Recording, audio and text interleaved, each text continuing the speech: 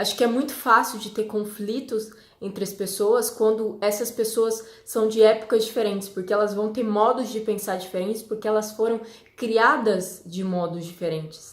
Acho que um dos exemplos que é mais conhecido, que acontece muito comigo, com as meninas que são minhas amigas, sempre foi muito as meninas, elas tinham que ficar resguardadas, as meninas elas não podiam se vestir do modo que elas queriam.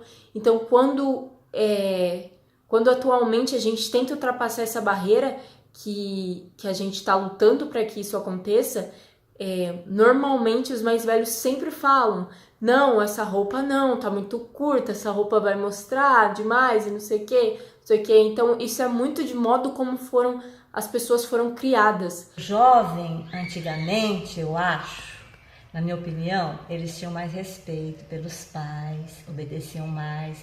O pai falava não, era não.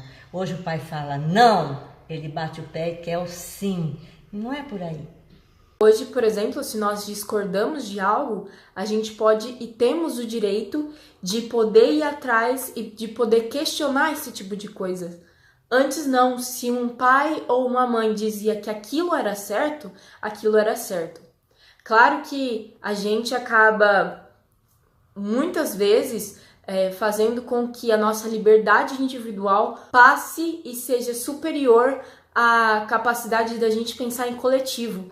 Então a gente tem que pensar que as pessoas que foram de anos atrás, elas muitas vezes não vão entender o que está acontecendo hoje. No tempo existia uma palavrinha curta que eu vou te falar agora: obediência, que hoje não há. Antigamente tinha respeito com os pais, com os avós, com os tios, com a parentela inteira. Hoje o jovem não sabe nem quem é o tio, não tem diálogo com o tio, com os avós. Hoje não existe isso. Hoje é a individualidade que toma conta do mundo. E isso eu acho muito errado, porque a gente tem que viver assim, com gentileza, um com o outro, ter um pontinho de luz um com o outro, senão esse mundo nunca vai ser transformado.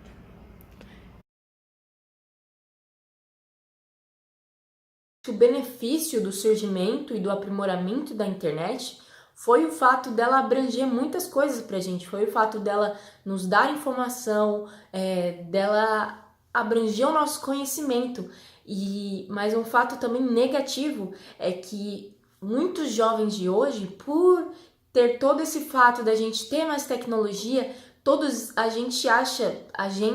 não todo mundo, mas muitas pessoas acham que elas são superiores àqueles que eram criados em anos anteriores, que não tinham essa internet, que não tinham essa TV. Então a gente tá cada vez mais abrindo espaço para aquela liberdade individual. Então a gente não tá pensando mais no coletivo. Hoje a internet é maravilhosa quando se sabe ser usada, aplicada dentro dos padrões normais. Fora disso, eu acho que é uma arma de dois gumes, que atrapalha muito o indivíduo, porque o indivíduo só fica focalizado, o foco dele é só naquilo ali, ficou um vício, ficou um vício ruim para a sociedade. Porque hoje, se as pessoas ficarem sem o celular, sem a internet, elas vão acabar ficando loucas. A família não dá mais conta nessa posição. Você já teve alguma experiência com conflitos de gerações?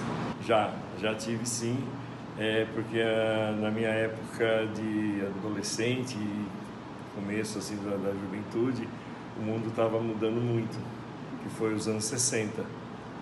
Então as coisas que a gente começou a enxergar de ecologia naquela época já, e ninguém levava isso a sério, até hoje não leva, né, muita gente, a questão da liberdade, a questão de você fazer o que você acha que deve, o cabelo crescer. O meu tá curtinho hoje, mas na época ele batia no ombro.